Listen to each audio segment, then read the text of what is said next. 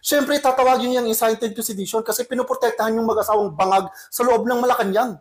Kayo-kayo lang naman nagpoprotektahan dyan eh. Siyempre, poprotektahan nyo yan kasi ang dami yung nananakaw habang bangag at high ang mag-asawang yan sa loob ng Malacanang. Di ba? Ganyan naman talaga gusto nyo eh. Binababoy yung mga Pilipino. Binababoy yung Malacanang. Hindi yan bahay nyo. Hindi nyo yan bahay. Hindi yan bahay ng mag-asawang yan. Bahay yan ng bawat mamamayang Pilipino. Binababoy nyo. Ang sinungaling yung lahat. Di ba ikaw, Rimulya? Isa ka pa putang ina mo. Di ba pumunta ka sa Amerika? Pumunta ka doon sa Beverly Hills para ayusin ang kaso ni Lisa Tanas, hayop kang putang ina mo. Sige, kasuhan mo ko. Nang malaman ng buong bansa kung anong ginawa mo. Putang ina mo. Kayo-kayo lang dyan. Hayop kayo. Binababoy yung mga Pilipino. Ginagawa ng mga bobo. At tawag nyo dyan, inciting to sedition. Hindi inciting to sedition ang tawag namin dyan. Katapangan. Katapangan na labanan ang korupsyon. Katapangan na labanan ang mag-asawang bangag sa loob ng Malacanang.